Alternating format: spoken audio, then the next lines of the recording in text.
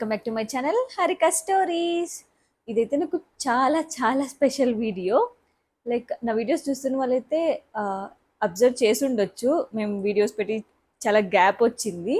మా close family and ఫ్రెండ్స్కి మాత్రమే ఇప్పటి వరకు రివీల్ చేశాము. అండ్ ఇప్పుడు మీ అందరికి కూడా రివీల్ చేయాలనుకుంటున్నాను. మా లైఫ్లో the biggest and happy news, like I'm pregnant. మెయిన్గా ఈ వీడియో తీయడానికి 2 రీజన్స్ ఉన్నాయి. ఫస్ట్, లైక్ నాకు ప్రెగ్నెన్సీ పాజిటివ్ రాగానే, లైక్ నేననే కాదు, ఫస్ట్ టైం మామ్స్ మెయిన్గా మనము గూగుల్ చేస్తుంటాము, యూట్యూబ్లో వీడియోస్ సెర్చ్ చేస్తుంటాం. లైక్ ఆ క్యూరియాసిటీ అనేది ఉంటుంది కదా, తెలుసుకోవాలి లైక్ ఎట్లా ఉంటుంది ఎక్స్పీరియన్స్ అన్నట్లు. సో అట్లనే నేను కూడా చాలా వీడియోస్ సెర్చ్ చేశాను. అండ్ నిజంగానే కొంచెం ఇన్ఫర్మేషన్ అయితే నాకు హెల్ప్ఫుల్ అయ్యింది. సో నా వీడియో కూడా లైక్ ఎక్స్పెక్టింగ్ మామ్స్కి అట్లీస్ట్ ఎవరో ఒకరికి ఏమైనా ఇన్ఫర్మేషన్ యూజ్ అవుతుందేమో అన్నది first thing. And second thing వచ్చేసి మాకు కూడా ఒక మెమరీ లాగా ఉంటుందని, లైక్ నా ప్రెగ్నెన్సీ జర్నీ, ఎవ్రీ మంత్ నా ఎక్స్పీరియన్స్ ఇట్లా అన్నట్టు తీసుకుంటున్నాము. సో ఇంకొక 10 డేస్లో నా డ్యూ డేట్ వచ్చేస్తుంది. తర్వాత అయితే లైక్ మనకి ఇంత టైం ఉంటుందో లేదో అన్నట్టు ముందే వీడియో షూట్ చేసుకుంటున్నాము. ఇప్పుడైతే నేను 37 వీక్లో ఉన్నాను. ఈ వీక్స్ ఏంటి అని కొంతమంది కన్ఫ్యూజ్ అవ్వచ్చు. మనం జనరల్గా ప్రెగ్నెన్సీ అంటే 9 మంత్స్ ఇట్లా కన్సిడర్ చేసుకుంటాం కదా, బట్ డాక్టర్స్ అంతా వీక్స్ వైజ్ క్యాలిక్యులేట్ చేసుకుంటారనమాట. లైక్ 40 వీక్స్ అంటే ఫుల్ టర్మ్ ప్రెగ్నెన్సీ అన్నట్టు. మనకి స్కాన్స్ కానీ లైక్ కన్సల్టేషన్, ఈ షెడ్యూల్స్ అన్నీ కూడా వీక్ బేసిసే ఉంటాయి. October 13, 2025, the day we found out that we are pregnant. ఇక అందరిలాగానే జస్ట్ ప్రెగ్నెన్సీ కిట్తో చెక్ చేసుకున్నాము. అందులో 2 మ్యాజికల్ పింక్ లైన్స్ వచ్చాయి. మిక్స్డ్ ఫీలింగ్స్ ఉండే. ఆబ్వియస్లీ హ్యాపీనెస్ అయితే ఉంటుంది, బట్ స్టిల్ ఇది కరెక్టేనా, లైక్ ఇంకా ఏమన్నా మనం ఫర్దర్గా చెక్ చేసుకోవాలా, ఇట్లా లాట్ ఆఫ్ కన్ఫ్యూజన్ ఉండే. నెక్స్ట్ డేనే హాస్పిటల్కి అయితే వెళ్ళాము. సో ఏమైనా స్కాన్ చేస్తారేమో ఆర్ బ్లడ్ టెస్ట్ ఏదైనా చేసి మనకు కన్ఫర్మేషన్ ఇస్తారేమో అనుకున్నాం. బట్ డాక్టర్ అయితే ఏం సజెస్ట్ చేయలేదు. 90% అది ట్రూయే ఉంటుంది. ఒక 10 డేస్ తర్వాత మళ్ళీ రండి, this is too early, me still ఇంకా 4 or 5 5th వీక్లో ఉన్నారు. సో ఒక 10 డేస్ తర్వాత మనం స్కాన్ చేసుకున్నాము అన్నట్లు చెప్పారనమాట. ఇంకా 10 డేస్ కూడా మాకు ఫుల్ అదొక టైప్ ఆఫ్ యాంగ్జైటీ అండి. లైక్ ఎవరికైనా చెప్పాలన్నా కూడా కన్ఫర్మా, చెప్దామా వద్దా, ఇట్లా డైలమాలో ఉండే. అప్పటి నుంచి మాకు జస్ట్ ఒక ఫోలిక్ యాసిడ్ ఒకటి సజెస్ట్ చేశారు. అండ్ నెక్స్ట్ 10 డేస్ ఎగ్జాక్ట్గా October 24th Anil birthday. And doctor అయితే ఒక 2 వీక్స్ అయినా పర్లేదన్నారు. బట్ అనిల్ బర్త్డే కూడా వచ్చింది. మంచి అకేషన్, ఆ రోజు మెమొరబుల్గా ఉంటుందని ఆ రోజే వెళ్ళాం డాక్టర్ దగ్గరికి. సో ఆ రోజు first scan, early pregnancy scan అంటారు. ఫస్ట్ హార్ట్ బీట్ విన్నాము. నిజంగా అది మాటలో చెప్పలే మా ఎక్స్పీరియన్స్ అయితే. అప్పటికి కూడా మాకు early like 5th or 6th వీకే అనమాట. అందుకని మళ్ళీ రిపీట్ చేద్దాం స్కాన్ ఆఫ్టర్ 1 వీక్ అన్నారు. అప్పుడు హార్ట్ బీట్ సమ్ 115 ఆ రేంజ్లో వచ్చింది. ఆ స్టేజ్లో మనకు కొంచెం ఎక్కువ రావాలంట, లైక్ అబౌవ్ 140 or 150 అట్లా. ఇంకొకసారి నెక్స్ట్ వీక్ రిపీట్ చేద్దాం స్కాన్ అన్నారు. మా పేరెంట్స్కి, అనిల్ పేరెంట్స్కి మాత్రం చెప్పాము.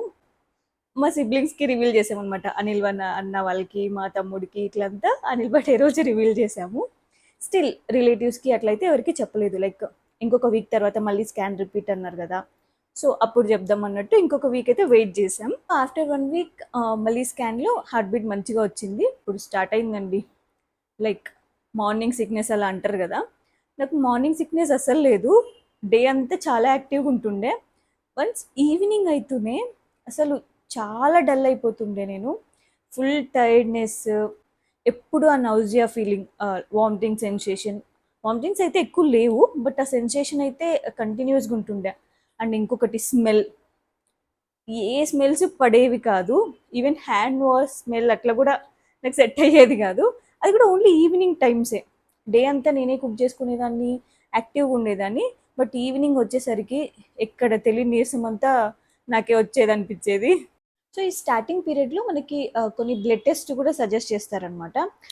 జనరల్ చెక్సే, మనకు షుగర్ లెవెల్స్ కానీ, కంప్లీట్ బ్లడ్ పిక్చర్ కానీ, ఇట్లా చాలా బ్లడ్ టెస్ట్ ఉంటాయి. అవన్నీ కూడా కంప్లీట్ చేసేసుకున్నాము. అండ్ మాకు 12th వీక్ అంటే అరౌండ్ 3rd month వచ్చి ఉంటుంది మనకు. ఆ టైంలో ఎన్టీ స్కాన్ సజెస్ట్ చేశారనమాట. ఇది ఫస్ట్ ట్రైమిస్టర్లో చాలా ఇంపార్టెంట్ స్కాన్. మనకి ఏదైనా మన బేబీ అబ్నార్మాలిటీస్ ఏదైనా ఉన్నా, ఏదైనా మనకు రిస్క్ ఫ్యాక్టర్స్ ఉన్నా, ఇవన్నీ కూడా ఈ స్కాన్లో ఆల్మోస్ట్ తెలుసుకోవచ్చు. ఇక్కడ మనం ఒకటి చాలా ఇంపార్టెంట్గా గుర్తుపెట్టుకోవాలండి. లైక్ ఈ స్కాన్లో మదర్ కానీ బేబీకి కానీ ఏదైనా చిన్న రిస్క్ అనొచ్చు ఆర్ అబ్నార్మాలిటీ ఏదున్నా కూడా మనకు స్కానింగ్ రిపోర్ట్లో తెలిసిపోతుంది అనమాట. అదెందుకు మనం ఎక్స్ట్రా కేర్ఫుల్గా ఉండడానికి. ఖచ్చితంగా గోయింగ్ ఫార్వర్డ్ మనకు అది సొల్యూషన్ ఉంటుంది.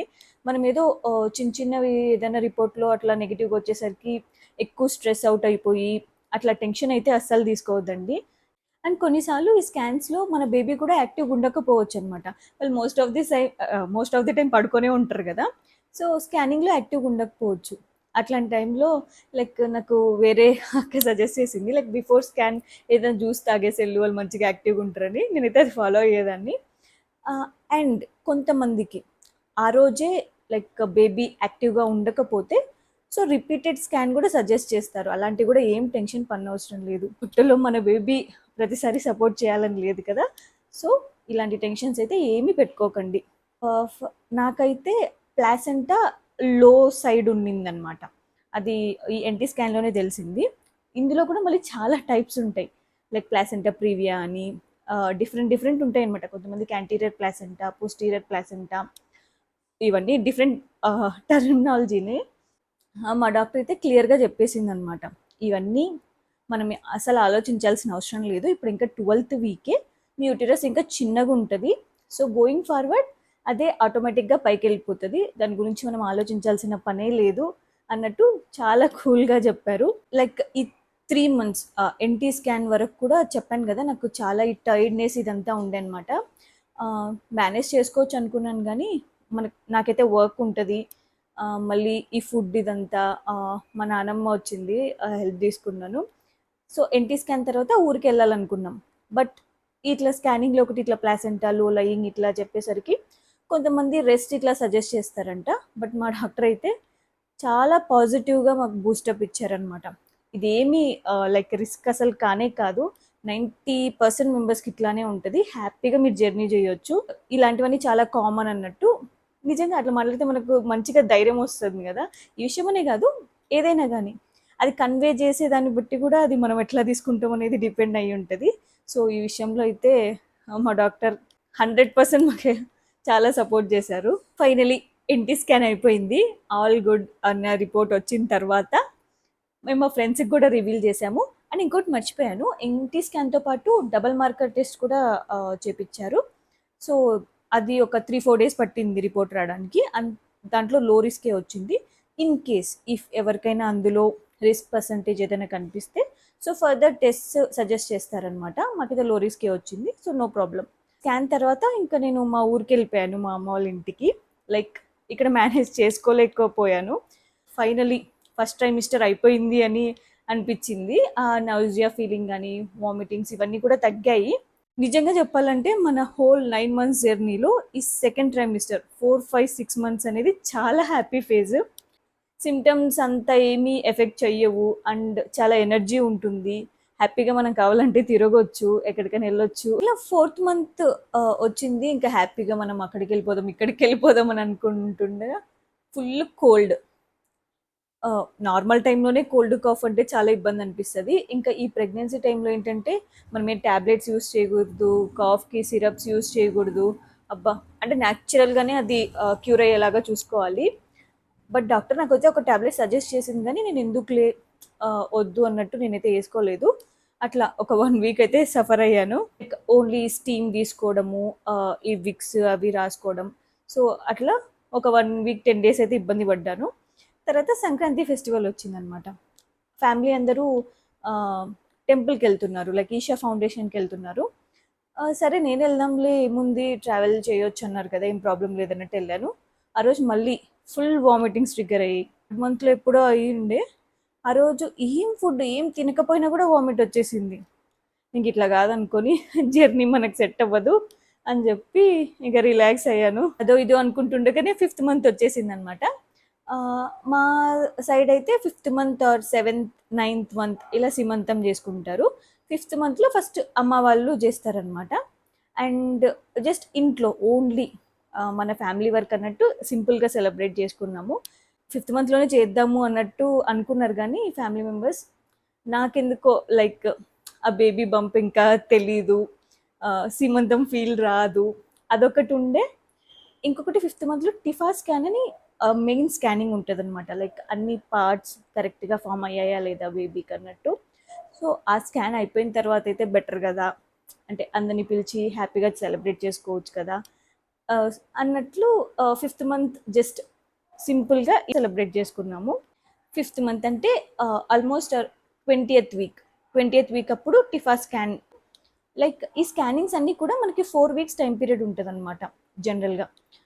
నాకు అన్నీ ఇప్పుడు ఎన్టీ స్కాన్ అనుకోండి 12th week to 16th week లోపు చేయించుకోవాలి, ఆర్ టిఫా అయితే 20 to 24 weeks ఇలా ఉంటుంది. నాకు అన్ని స్టార్టింగ్లోనే సజెస్ట్ చేశారు డాక్టర్. సో అట్లానే మేము ప్రొసీడ్ అయ్యాము. టిఫా స్కాన్లో కూడా ఎవ్రీథింగ్ నార్మల్ వచ్చింది. 5th మంత్ వచ్చింది, నేనేం పెద్ద చేంజ్ అవ్వలేదన్నమాట. లైక్ వెయిట్ గెయిన్ కానీ ఏం లేదు, అండ్ బంప్ కూడా పెద్ద తెలిసేది కాదు. ఇట్లా చాలా కంపారిజన్స్ మనకు తెలియకుండానే వచ్చేస్తుంటాయి ప్రెగ్నెన్సీలో. లైక్ మన ఫ్రెండ్స్ ఎవరైనా ఉన్నా, మన రిలేటివ్స్, మన చుట్టుపక్కల ఎవరైనా సేమ్ టైం ఇట్లా ప్రెగ్నెంట్ ఉమెన్ ఉన్నా కూడా ఆ కంపారిజన్, వీళ్ళు 5th మంత్లో ఉన్నారు, మనం ఉన్నాము, వాళ్ళకి బంప్ అప్పుడే బాగా తెలుస్తుంది, వాళ్ళు మంచిగా వెయిట్ గెయిన్ అవుతున్నారు, మనం అవ్వట్లేదు, మనం తెలియకుండానే ఆలోచిస్తుంటాం అనమాట. సో మా డాక్టర్ అయితే నిజంగా ఒక సజెషన్ ఇచ్చింది, ఎవ్రీ ప్రెగ్నెన్సీ ఈజ్ యూనిక్ అండి. లైక్ ఎవరితో కంపేర్ చేసుకోకూడదు. నిజంగా ఏమన్నా ఉన్నా కూడా మనకి స్కానింగ్స్లో డాక్టర్స్ ఉన్నారు, సో వాళ్ళు చెప్తారు. అండ్ ఇది బాడీ టైప్ బట్టి ఉంటుంది, లైక్ ఈ బంప్ కనిపించడం కానీ. అండ్ ఇదనే కాదు, సిమ్టమ్స్ కూడా ఒకరికి ఒకలాగా ఉన్నాయని మనకు అట్లానే ఉండాలని కాదు. నాకు చెప్పాను కదా, మార్నింగ్ సిక్నెస్ ఏం లేదు, నాకు ఈవినింగ్ టైం ఉంటుండే. అండ్ వామిటింగ్స్ ఎక్కువ అయ్యే కాదు, కొంతమందికి నాన్ స్టాప్గా అసలు ఈవెన్ వాటర్ తీసుకున్నా కూడా వామిట్ అయ్యే వాళ్ళు కూడా ఉంటారు. అండ్ నాకు 3rd మంత్లో కంప్లీట్గా ఆగిపోయాయి. కొంతమందికి లాస్ట్ మంత్ వరకు కూడా వామిటింగ్ సెన్సేషన్స్ ఉంటాయి. ఇట్లా ఒక్కొక్క జర్నీ డిఫరెంట్ అనమాట.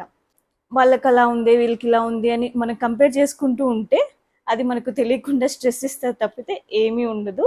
హ్యాపీగా మీరు డాక్టర్ చెప్పినది విని మంచిగా న్యూట్రిషన్ ఫుడ్ తీసుకుంటూ జర్నీ ఎంజాయ్ చేయాలి. సో నేను స్టార్టింగ్లో ఫోలిక్ యాసిడ్ సజెస్ట్ చేశారన్నాను కదా, అది ఎన్టీ స్కాన్ వరకు అనమాట. ఎన్టీ స్కాన్ వరకు ఫోలిక్ యాసిడ్ తీసుకుంటుండే supplement. After that folic acid like అవసరం లేదు కాదు, కాల్షియం అండ్ ఐరన్ సప్లిమెంట్స్ ఇచ్చారు, దాంట్లోనే ఫోలిక్ యాసిడ్ కంపోజిషన్ కూడా ఉంటుంది. 3rd మంత్ నుంచి ఐరన్ అండ్ కాల్షియం సప్లిమెంట్స్ అనమాట. కొంతమందికి ఏదైనా వేరే ఇష్యూస్ ఉంటే దానికి రిలేటెడ్ ఇస్తారు. నాకు వాటితో పాటు ఒమేగా 3 సప్లిమెంట్ కూడా సజెస్ట్ చేశారనమాట. 28 weeks వరకు ఒమేగా 3 అండ్ లాస్ట్ లైక్ మన డెలివరీ వరకు కూడా కాల్షియం ఐరన్ కంటిన్యూ చేయాలి అని చెప్పారు. మేము హైదరాబాద్లో ఉంటాము, లైక్ ఈ టెస్ట్ అని నేను హైదరాబాద్లో చేయించుకుంటుండే. బట్ ఎన్టీ స్కాన్ తర్వాత మా అమ్మ వాళ్ళ ఊరికి వెళ్ళాను కదా, దెన్ టిఫాకి వచ్చాను అనమాట. నాకు లో రిస్క్ ప్రెగ్నెన్సీ కాబట్టి జర్నీ అట్లేమీ ఇష్యూ అని ఏం చెప్పలేదు, వచ్చాను, మళ్ళీ రిటర్న్ వెళ్ళిపోయాం. మళ్ళీ 7th మంత్లో గ్రోత్ స్కాన్కి రమ్మన్నారు. బట్ మిడిల్లో 2 months అట్లా గ్యాప్ వచ్చేస్తుంది కదా, సో 1 monthకి ఒకసారి basic checkup, like baby heart rate, మన బీపీ ఎలా ఉంది అన్నట్టు ఇట్లా బేసిక్ చెకప్ అయితే చేయించుకోమన్నారు. అది నేను మా ఊర్లోనే చేయించుకున్నాను. ఆ టైంలో వాళ్ళు హిమోగ్లోబిన్ కూడా చెక్ చేశారనమాట. హిమోగ్లోబిన్ ఒకటి, జీటీటీ గ్లూకోజ్ టాలరెన్స్ టెస్ట్ అని. ఆ డాక్టర్ అయితే ఇక్కడ సజెస్ట్ చేయలేదు, బట్ మా ఊర్లో చేయించారు. గ్లూకోజ్ వాటర్ ఇచ్చి షుగర్ బిఫోర్ అండ్ ఆఫ్టర్ ఇట్లా తీసుకుంటారనమాట. అవన్నీ కూడా నార్మలే వచ్చాయి. హిమోగ్లోబిన్ లెవెల్ అయితే కొంచెం తగ్గింది. ఇదైతే జనరల్గా కామనే అంటండి, లైక్ 5th మంత్ నుంచి బేబీకి బ్లడ్ రిక్వైర్మెంట్ ఎక్కువ ఉంటుందంట. సో మన మన మన బ్లడ్ లెవెల్ అయితే కొంచెం తగ్గుతుంది, దానికి తగ్గట్టు సప్లిమెంట్స్ కానీ ఫుడ్ కానీ ఆ ఇంటేక్ అనేది మనం కరెక్ట్గా తీసుకుంటూ ఉండాలి. నాకైతే ఐరన్ ట్యాబ్లెట్ ట్వైస్ ఏ డే సజెస్ట్ చేశారనమాట. ఫస్ట్ అబ్జర్వ్ చేసుకోమన్నారు, ఐరన్ ట్యాబ్లెట్ వల్ల కొంతమందికి గ్యాస్ ఇష్యూస్ వస్తాయి అన్నట్టు. నాకు ఒక 2-3 days చూశాను, ఏం ప్రాబ్లం లేదు. సో నేను అట్లా కంటిన్యూ చేస్తూ వచ్చాను, లైక్ 2 tablets per day. కొంతమందికి ట్యాబ్లెట్స్ అసలు సెట్ అవ్వవు, వాళ్ళకి ఇంజెక్షన్ సజెస్ట్ చేస్తారు. అండ్ వాళ్ళ బాడీ అసలు అబ్జర్వ్ చేసుకోలేకపోతే ఓన్లీ త్రూ ఫుడ్డే వెళ్ళాలి. ఇక 7th మంత్లో సీమంతం ప్లాన్ చేసుకున్నాం అనమాట. లైక్ ఇది కొంచెం గ్రాండ్గా అందరినీ రిలేటివ్స్ని అంతా పిలుచుకొని ఇట్లా కొంచెం గ్రాండ్గా చేసుకున్నాము. ఆ హడావిడిలోనే ఎప్పుడైపోయిందో తెలీదు. 7th మంత్ వచ్చేసింది, సీమంతం అయిపోయింది. అండ్ తర్వాత మేము మళ్ళీ హైదరాబాద్కి వచ్చామన్నమాట. ఆఫ్టర్ 2 months టిఫా తర్వాత మళ్ళీ 7th మంత్లో వచ్చాము. ఇప్పుడు గ్రోత్ స్కాన్ ఉంటుంది, లైక్ 28th వీక్లో చేశారు నాకైతే. అప్పటికి బేబీ వెయిట్ లైక్ 1100 grams ఉండే. నాకు అమ్నియోటిక్ ఫ్లూయిడ్, ఇవన్నీ కూడా ఇప్పుడు ఇంపార్టెంట్ ఫ్యాక్టర్స్ అనమాట. ఈ అమ్నియోటిక్ ఫ్లూయిడ్ లైక్ 10 ఉంటే బెటర్ అంట. నాకు అప్పుడు 9.7 వచ్చింది. సో అండ్ సమ్మర్ కూడా వస్తుంది, మేబీ ఇంకా తగ్గే ఛాన్సెస్ ఉండొచ్చు అని డాక్టర్ సమ్ పౌడర్ సజెస్ట్ చేశారనమాట. టేస్ట్ అయితే రసన అలాగా ఉండింది. అది కంటిన్యూ చేయండి. ఆఫ్టర్ 2 weeks మళ్ళీ జస్ట్ ఊరికే ఈ ఫ్లూయిడ్ ఒకటి చెక్ చేసుకుందాం అన్నట్టు. బట్ మేము అప్పుడు కూడా మళ్ళీ స్కానింగ్కి వచ్చాము. మళ్ళీ నేను ఊరికి వెళ్ళిపోతుండే అనమాట. పర్లేదు, మీ ఊర్లో అయినా చెక్ చేసుకోండి అన్నట్టు చెప్పారు. అండ్ ఆఫ్టర్ 2 weeks చెక్ చేసుకుంటే ఓకే, పెరిగింది, లైక్ 10 above వచ్చేసింది. సో హ్యాపీ అనుకున్నాను. అండ్ దాని తర్వాత మళ్ళీ 2 weeksకి రమ్మన్నారు. అప్పటికి ఆల్మోస్ట్ 8th month ఎండింగ్ అనమాట. ఇంకా 8th month వచ్చేసింది. 9th monthలో జర్నీ అంటే టఫ్ అయిపోతుంది అన్నట్టు 8th monthలో ఇంకా టోటల్గా హైదరాబాద్కి వచ్చేసాం. ఆఫ్టర్ డెలివరీ వరకు ఇక్కడే అన్నట్టు. మమ్మీ కూడా వచ్చారనమాట. ఇట్లా లైక్ ఇంక ఇప్పుడు నేను చేసుకోలేను అంత యాక్టివ్గా. సో లాస్ట్ వరకు మనకి పెద్దోళ్ళు ఎవరైనా తోడు ఉంటే బెటర్ కదా.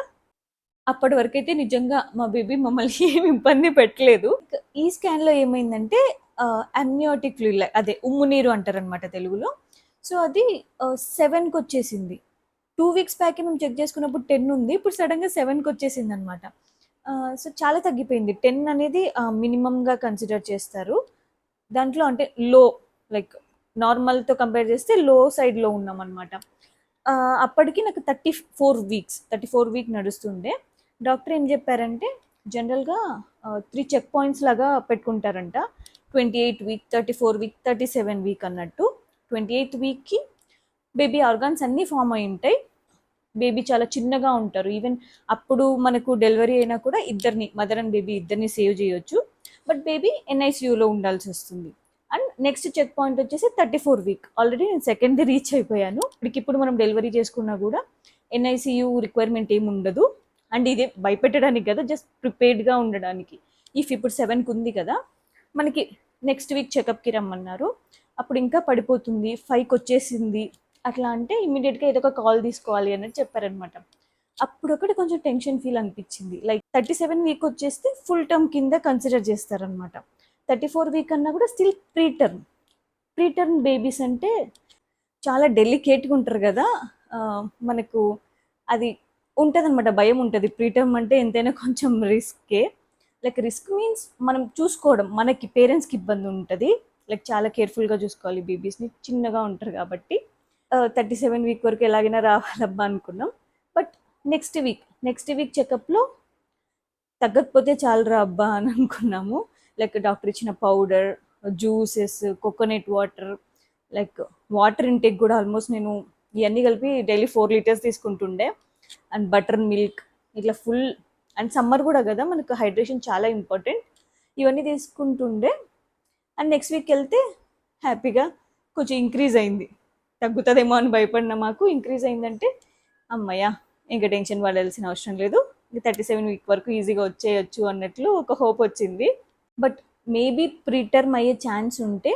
ఆల్మోస్ట్ అన్ని ఆర్గాన్స్ డెవలప్ అయిపోయి ఉంటాయి. లంగ్స్ ఒకటి స్టిల్ ఇన్ డెవలపింగ్ ఫేజ్లో ఉంటాయంట. దానికి ఒకటి ఒక ఇంజెక్షన్ ఇచ్చారు, అది తీసుకున్నాము. అండ్ హ్యాపీలీ ఇప్పుడైతే 37 week వచ్చేసాం.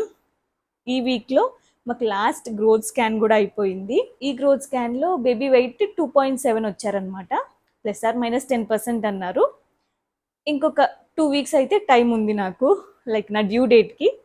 ఆ లోపు ఇంకెంత వెయిట్ అవుతారో చూడాలి. అండ్ మన హస్బెండ్స్తో పనులు చేయించుకోవడానికి ఇది బెస్ట్ టైము. అసలు నేనైతే కావాలని కొన్ని కిందేసి అది తీయమని అట్లా కూడా చేసేదాన్ని.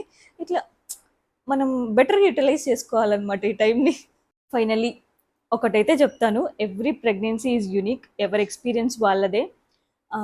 లైక్ ఖచ్చితంగా బాడీలో చేంజెస్ ఉంటాయి.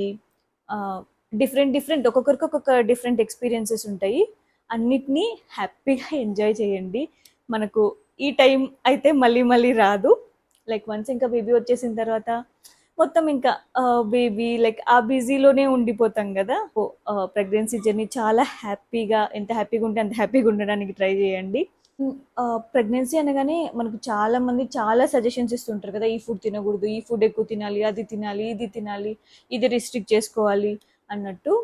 నేనైతే ఫ్రాంక్గా చెప్పాలంటే పైనాపిల్, పప్పాయ, ఈ నువ్వులు తినొద్దు అంటారు కదా, అవి ఒకటి తినలేదండి. మిగతావన్నీ హ్యాపీగా తిన్నాను. నేను పెద్దవాళ్ళు చెప్పింది వినొద్దు అట్లేం చెప్పట్లేదు, బట్ నిజంగా మీ సైడ్ నుంచి కూడా ఒక రీసెర్చ్ చేసుకోండి, నిజంగా తినొచ్చా లేదా. And main doctor suggestion. మాకు ఒకటి ఏముందంటే న్యూట్రిషన్ క్లాస్ కూడా ఉండిందనమాట.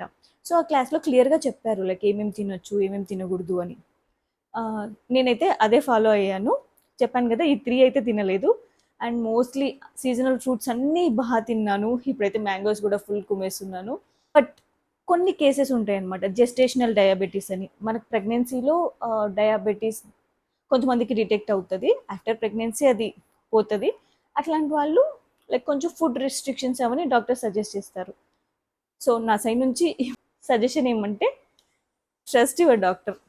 లైక్ డాక్టర్స్ ఏం చెప్తే అట్లా ఫాలో అవ్వండి, ఏదైనా కూడా అది బెటర్ మనకు. ఇంకోటి వెయిట్ గెయిన్ కూడా, అంటే చెప్పాను కదా, నా ఫ్రెండ్స్ ఆర్ రిలేటివ్స్ ఇట్లా ఎవరితో చెక్ చేసినా వాళ్ళు ఫస్ట్ నుంచి గ్రాడ్యువల్గానే బాగానే ఇంక్రీజ్ అయ్యారనమాట. అప్పుడు నేను కూడా అనుకుంటుండే ఏంటి నేను అసలు వెయిట్ గెయిన్ అవ్వలేదు. అండ్ ఒకసారి డాక్టర్తో కూడా అడిగాను అనమాట, ఓకేనా నేనేం వెయిట్ గెయిన్ అవ్వట్లేదంతా ఓకేనా అంటే, డాక్టర్ క్లియర్గా చెప్పారు మన వెయిట్ గెయిన్కి బేబీ వెయిట్ గెయిన్కి అసలు సంబంధం ఉండదు, అది టోటల్లీ డిపెండ్స్ ఆన్ జీన్స్. ఇప్పుడు 10 to 12 kgs ideal weight gain అంటారు ప్రెగ్నెన్సీ జర్నీలో. స్టిల్ అది కూడా మళ్ళీ dependent on like body mass అంటారు కదా, దాని మీద డిపెండెంట్ అయి ఉంటుంది. నేనైతే ఫస్ట్లో అస్సలు గెయిన్ అవ్వలేదు. ఫస్ట్ ట్రైమిస్టర్లో ఇంకా నౌజియా వల్ల 1 kg తగ్గాను. కొంచెం కొంచెం ఇంక్రీజ్ అవుతా వచ్చాను. 7th మంత్కి 7 kgs పెరిగాను. But after 7th month rapid growth ఉంటుంది. ఈవెన్ బేబీ కూడా ర్యాపిడ్ గ్రోత్ ఉంటుంది, మన వెయిట్ గెయిన్ కూడా ఎక్కువ ఉంటుంది. సో ఇప్పటికైతే ఆల్మోస్ట్ నేను 16 kgs వెయిట్ పెరిగాను. ఇంకా 2 more weeks ఉంది, చూడాలి. ఇవన్నీ కూడా ఈ ఎక్స్పీరియన్సెస్. అండ్ ఇంకో మెయిన్ థింగ్, ఈ డెలివరీ లైక్ నార్మల్ డెలివరీయా సిజరీనా, ఇది ఫస్ట్ నుంచి అంటే అందరికీ ఉండే ఒక కామన్ క్వశ్చన్ కదా. మ్యాక్సిమం నార్మల్ డెలివరీ మంచిదని అందరికీ తెలుసు, లైక్ నేను కూడా దానికి ట్రై చేస్తున్నాను. అండ్ చాలామంది కూడా యోగా ఇవన్నీ కూడా ట్రై చేస్తారనమాట. బట్ నా కేసులో ఏమంటే 7th మంత్ మేము గ్రోత్ స్కాన్ చేయించుకున్నప్పటి నుంచి బేబీ పొజిషన్ కింద సైడ్కే ఉంది, అంటే సెఫాలిక్ పొజిషన్లోనే ఉందన్నమాట. బేసిక్గా అయితే లాస్ట్ మంత్స్లో బేబీ అట్లా డౌన్వర్డ్ పొజిషన్కి వస్తారు. నాకు 7th మంత్ నుంచి అట్లా పొజిషన్ సెట్ అయ్యింది. అందుకని నేను స్పెసిఫిక్గా మళ్ళీ ఎక్సర్సైజెస్ ఏం చేయలేదు normal delivery, like baby position కోసం అన్నట్టు. ఈ రీసెంట్ కన్సల్టేషన్లో డాక్టర్ కూడా చెప్పారనమాట, నార్మల్ డెలివరీ లైక్ అది డాక్టర్స్ చేతిలో 100% ఉండదు, అది మొత్తం depending on baby position, baby wait, like మొత్తం మన మీద డిపెండ్ అయి ఉంటుంది అనమాట. చాలా వెయిట్ గెయిన్ అయిపోయి బేబీ మనం కూడా, అండ్ బేబీ వెయిట్ 3.5-4 kgs ఉన్నా కూడా టఫ్ అవుతుంది. మనం ఎక్కువ ఎక్సెస్ వెయిట్ గెయిన్ అయితే కూడా టఫ్ అవుతుంది. ఇట్లా చాలా కండిషన్స్ ఉంటాయి. బట్ మెంటల్లీ ప్రిపేర్డ్ ఉండండి. ఏదైనా మన మెయిన్ అజెండా మనము అండ్ బేబీ హెల్దీగా ఉండాలి. నార్మల్ డెలివరీ అంటే కూడా చాలామంది భయపడుతుంటారు, బట్ ఇప్పుడు నార్మల్ డెలివరీస్ కూడా ఒక ఆప్షన్ ఉందన్నమాట, ఎపిడ్యూరల్ అని. మనకు సి సెక్షన్లో అనెస్థీషియా ఇస్తారు కదా, అట్లానే ఇది కూడా అనాల్జియా అంటారంట. అంత హ్యూజ్ అమౌంట్స్లో ఉండదు, మనకి ఫ్రీక్వెంట్ డిప్స్ లాగా ఇస్తారు. సో మనకు ఆల్మోస్ట్ 70% వరకు పెయిన్స్ని రెడ్యూస్ చేసుకోవచ్చు. జస్ట్ ఇప్పటివరకు మేము తెలుసుకున్నాం ఇది, ఇఫ్ రిక్వైర్డ్ అయితే ఇది కూడా తీసుకోవాలి అని. యాక్చువల్గా నా బర్త్ ఎక్స్పీరియన్స్, నా డెలివరీ ఎలా ఉంటుందో ఖచ్చితంగా అయితే మీతో షేర్ చేసుకుంటాను. ఇంకెక్కువ టైం కూడా లేదు, 2 more weeks అంతే. ఈ 2 weeksలో న్యాచురల్గా పెయిన్స్ వస్తే హ్యాపీ, వెంటనే వెళ్ళి అడ్మిట్ అవ్వచ్చు. లేదు అని అంటే మా డ్యూ డేట్ దగ్గరకు వచ్చేటప్పుడు డాక్టర్ చెప్పారనమాట, ఇంకా June 8th ఆ టైం వరకు చూసుకుందాము, న్యాచురల్గా మనకి పెయిన్స్ రాకపోతే ఇంకొచ్చి అడ్మిట్ అవ్వండి, దెన్ ట్రై చేద్దాం ఫస్ట్ నార్మల్కి ట్రై చేయడం అంటే పెయిన్స్ ఇండ్యూస్ చేస్తారనమాట. సో ఆ ప్రాసెస్ ఏంటి, ఎలా జరిగింది ఖచ్చితంగా అయితే షేర్ చేసుకుంటాను. ఎవరికైనా ఏదైనా జనరిక్ డౌట్స్ ఉంటే still like do let me know in comment section or ఇన్స్టాగ్రామ్లో అయినా డిఎం చేయండి. నిజంగా నాకు ఇన్ఫో తెలుసు అంటే ఖచ్చితంగా షేర్ చేస్తాను. అండ్ డాక్టర్స్ దగ్గర అసలు ఏం హెజిటేషన్ పెట్టుకోకండి. ఏ చిన్న డౌట్ ఉన్నా వాళ్ళతో మాట్లాడి క్లారిఫై చేసుకుంటే ఇంకా చాలా better. Thanks for watching our video. Hope everything will be fine and we'll catch up in our next video.